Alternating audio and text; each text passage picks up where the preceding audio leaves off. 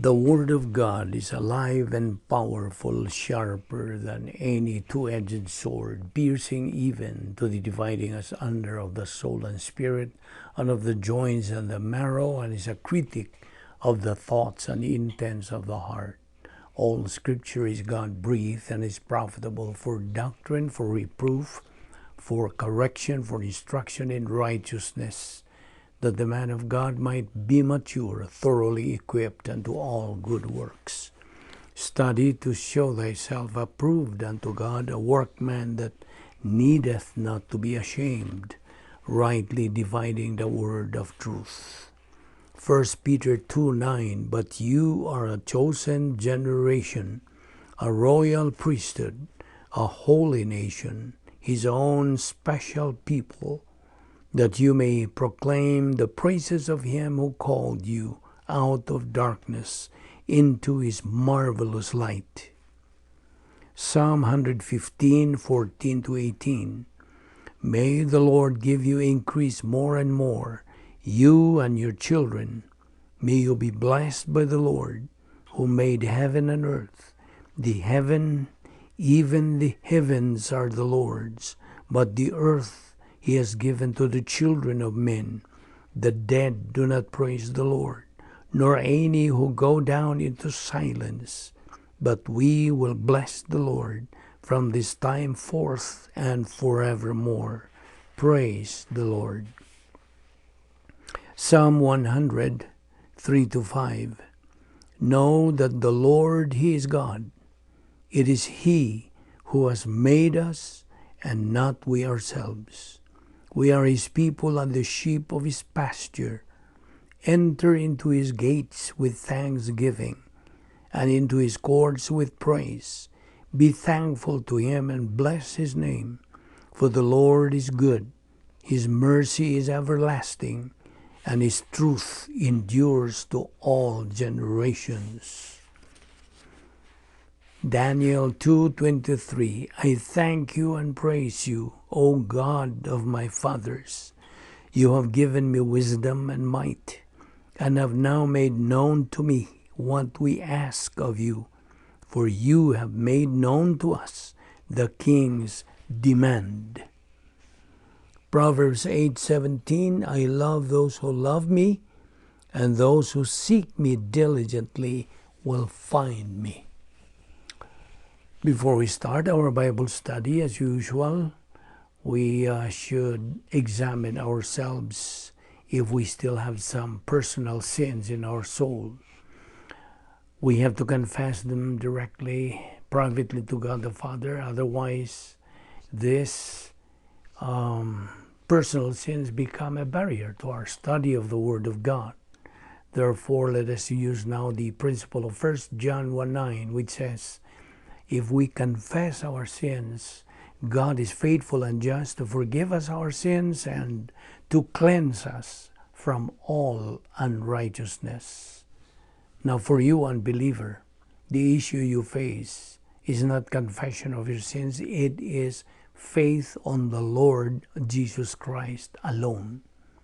Believe on the Lord Jesus Christ, and thou shalt be saved. Acts 16:31. Let us pray.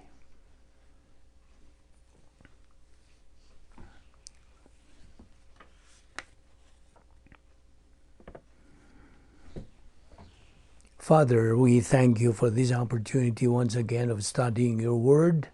May God the Holy Spirit enlighten us, challenge us, and motivate us to these things we're going to take up. This we ask in Christ's name. Amen. Welcome everyone, our subscribers, our fellow believers, our friends. Welcome to our study on the rapture. Now, yesterday we have said that this is the only age where we cannot find any prophecy to be fulfilled. So, nowhere can we find any single prophecy regarding the church age. Nothing. Now, because of this, what do we have in this age of ours? Since we don't have prophecies, what do we have instead? Well, what we have in this age of ours is what we call trends, the historical trends. Now, first of all, do you understand what is meant by historical trends? Well, historical trends are what we are actually experiencing in our present time. The series of events that are occurring right before our very eyes while history continues to move its course. That is what we mean by historical trends. Yes, there are what we call series of major events in our present history that have not been prophesied, or there never had been any prophecy about these events, and that you and I, as believers in Jesus Christ, must be aware of, must be clarified about, must be discerning as to how actually history is moving on, because this is the only thing that is being mentioned in the Word of God, which you and I must know and understand. Do you know why? It is because if you do not know and understand this, what I mean, these occurrences, these current events as history moves its course, if you do not know why they're happening, you're going to be mixed up. You're going to be confused, and you will tend to worry and get anxious. The only way that these series of events and occurrences that are actually happening could be met harmoniously and smoothly, or even excitingly thrilling to us, is for us believers to continue studying, learning, believing, applying, and metabolizing Bible doctrine. That's the only way. And get this, if you do not have doctrine in your soul, oh, by the way, why is it that you don't have doctrine in your soul? The reason? Because you are negative. Your attitude is negative towards God and His Word. That's why you reason out that you have no time, but actually you have no desire, no intention, no love to study God's Word. And so if you do not have doctrine in your soul, it is sad to say that you as a believer will be one of those people who are mixed up, confused, worried, and anxious about the present day happenings and goings on, being part of the historical trends in the history of modern man. Now this resurrection or rapture of the church, not a single person knows when it is going to happen. Absolutely no one. It is only God who knows and who holds this very event. Only God. It is only God through His perfect sovereignty who knows when this very event is going to happen. That's what we have heard a while ago, right? What we heard a while ago has nothing to do with the second coming. Oh yes, there are a lot of people who know that Christ is coming again. But do you know what? It is a pity that there are so many believers, yes, believers at that, who do not understand that what you are actually waiting excitingly as a believer in the church age is not Christ's second coming. It's not Christ coming again. Because look, when is Christ coming again? When? Is it before or after the rapture? It is after the rapture of the church. You see, what we are talking about is not the second coming, but about the rapture. But as I said, there are a lot of believers today who have never been prepared for the real bright hope we're actually waiting for. They have never been prepared for this. Now may I ask you this? When will this resurrection or rapture of the church happen? When? Do you have any idea? When will this occur? The correct answer is nobody knows. Follow-up question. As far as you, doctrinal believers, are concerned, when do you think will this happen? Based on what you've learned from doctrine, when will a rapture happen? Come on, answer me. Your right answer to that should be, this is going to happen right at that moment the body of Christ is completed. You got it? What it means is that every individual person who believes in Christ as his Lord and Savior automatically becomes a part of the body of Christ. Correct? You were automatically taken in. You are taken in as if you were a cement block. You're likened to a cement block, just an analogy. You're like a cement block being placed and fitted in the building of a house, so to speak. Every person who believes in Christ is placed in the building, on and on and on and on, until the building or house is completed. Do you understand? So may I repeat the question, when will rapture occur? The answer? As soon as the body of Christ is completed. Okay? Now, this is very interesting because it talks about a complete body. Now, what do we usually see, or how do we view a complete body of a person? Well, it's complete, meaning it has 2 hands, 2 feet, 2 eyes, etc., etc. That's what it means by a complete body, correct? In other words, nothing is lacking in the components or composition of a human body. Okay? That's how the body of Christ is likened. You and I, who are believers in Christ, are a part of this body of Christ. And as soon as this body of Christ, that is still being formed right at this moment, as soon as this becomes complete, whoops, there, the rapture instantly occurs. We believers are going to be raptured, snatched away, or resurrected to become the bride of Christ. So what again can we read here in these 2 verses, verses 16 and 17? Continue here. It says again in verse 16 as, for the Lord himself will come down from heaven with a loud command, with the voice of the archangel, and with the trumpet call of God. Now watch this. And the dead in Christ shall rise first. Verse 17, after that, we who are still alive and are left will be caught up together with them in the clouds to meet the Lord in the air. Now,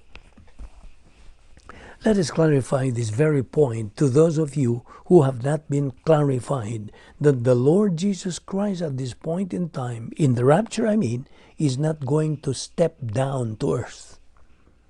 His feet are not going to touch down our earth. He is only going to what? He's only going to meet you. Where? He's going to meet you in mid-air, in the clouds. And after that, what's going to happen to you? Or will you go then?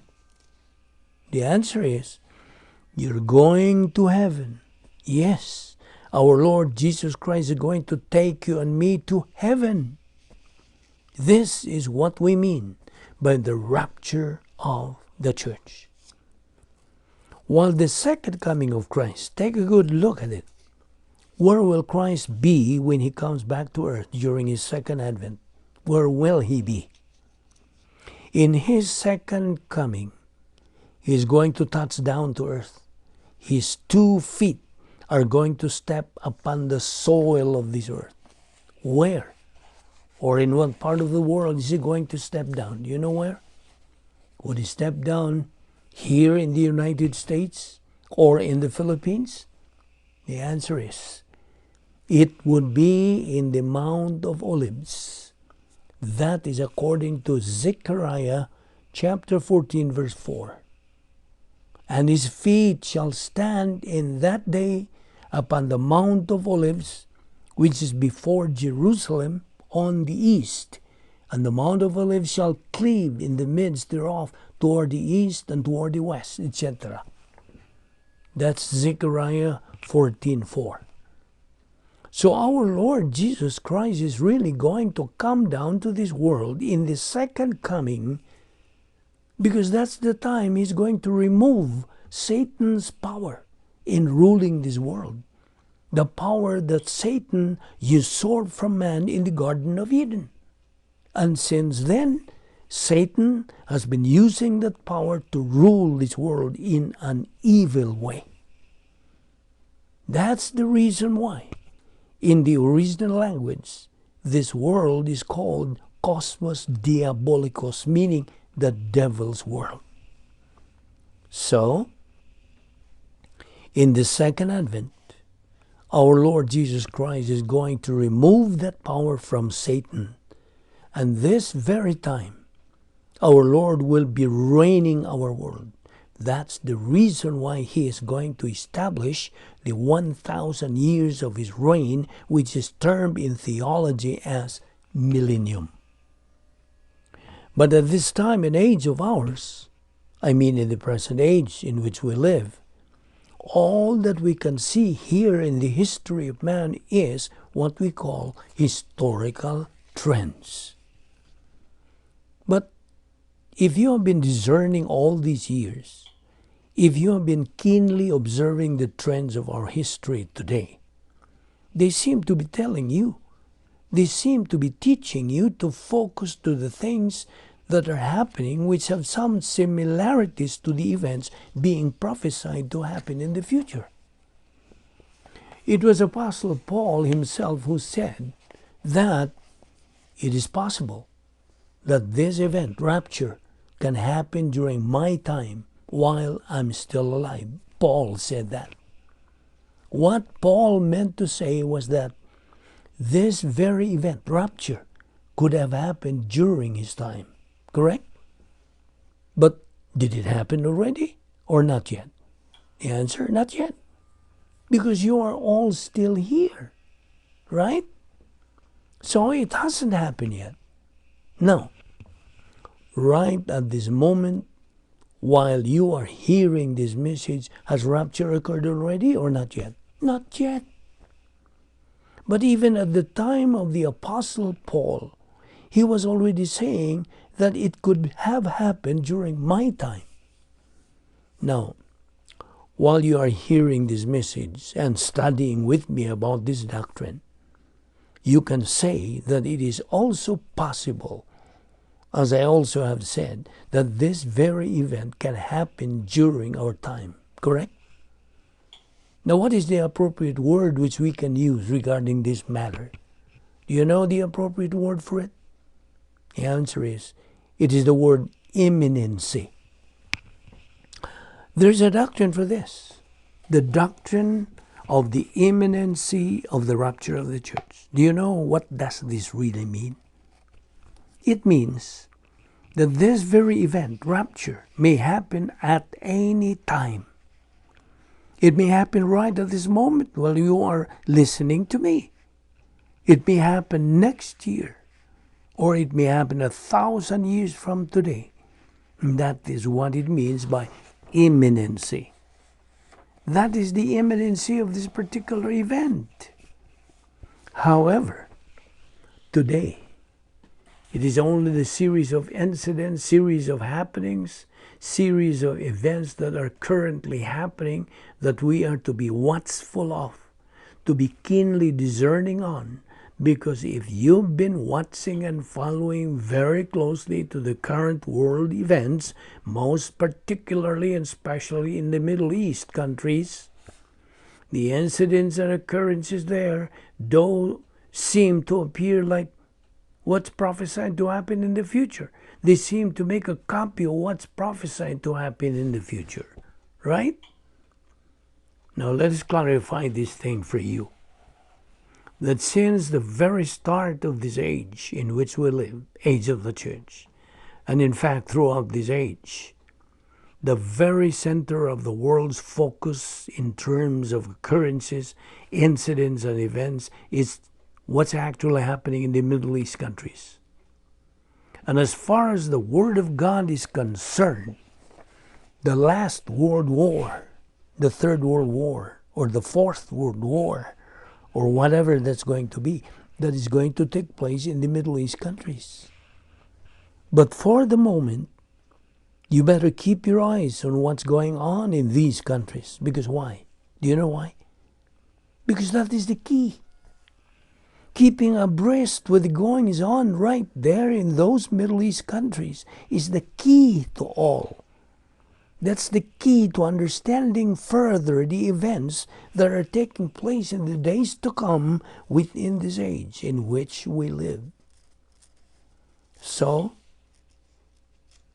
you have to be very, very watchful on this. Very, very discerning. But always remember this. There are no prophecies that have to be fulfilled, right? There are only historical trends that you as a believer have to be very discerning in order to be able to understand as to where you are heading. Now, as we continue our study on these things, will you please open your Bible, if you will, to Psalms 137. Please, open your Bible, if you will, to Psalms 137. The book of Psalms is found in the Old Testament, okay? Psalm 137. Now, may I ask you who wrote Psalm 137? Do you know who wrote it? Well, it was not David who wrote it. Actually, we do not know who actually wrote Psalm 137. It's not David who wrote it, not King David. The one who wrote this was one of those captives or survivor from Jerusalem. The writer of this book, Psalm 137, was one of the survivors in the fifth cycle of discipline imposed by God to the nation Israel. And that fifth cycle of discipline to the nation Israel happened in the year 586 BC. Now these survivors, or captives from Jerusalem, were made to travel by foot from Jerusalem to Babylon. Now, as I said a while ago, one of these captives that I just mentioned tried to write a song which became a part of Psalms.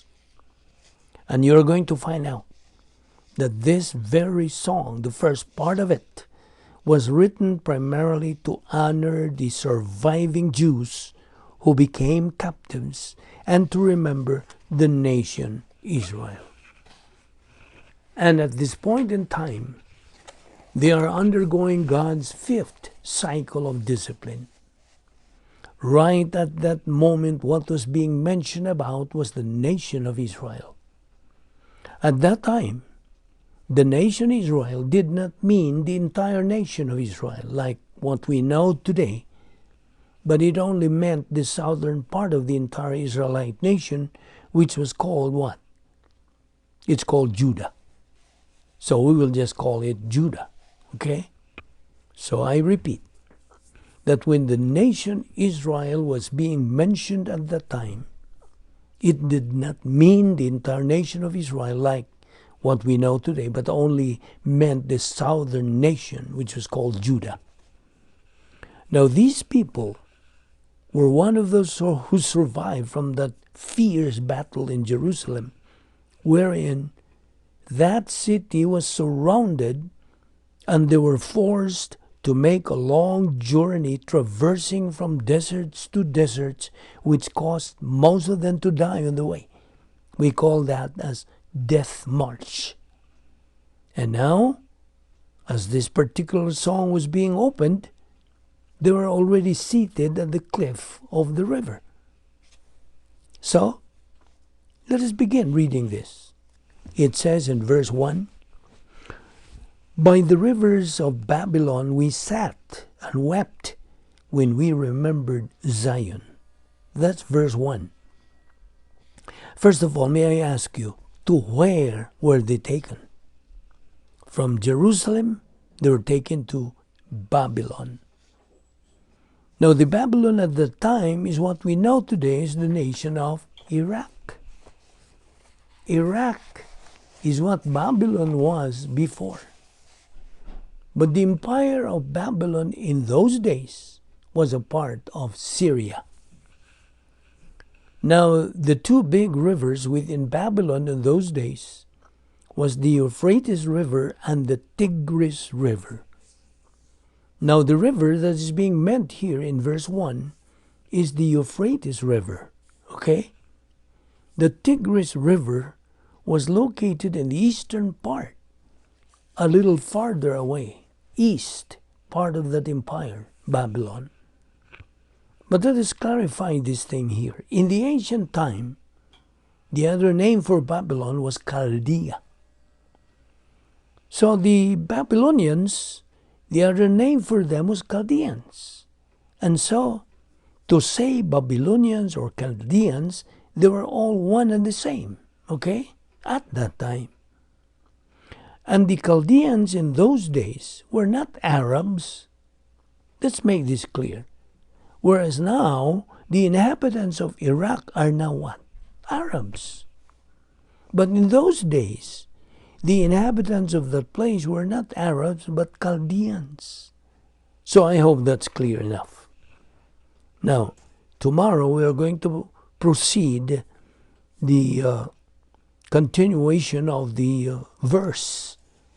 And don't forget to follow us in our discussion of this, the doctrine of the rapture. Let us pray. Heavenly Father, we thank you for this particular doctrine of the rapture, which we, your children, excitingly anticipate and look forward to, and for teaching us your word as to how to prepare ourselves for that greatest event and be able to be a part of your heavenly host, taking us to that beautiful shore where we convene as the future bride of Christ. May this doctrine challenge, motivate, and inspire our life to pursue our spiritual momentum, thus attaining that stage of capacity for life. All these we ask in Christ's name. Amen.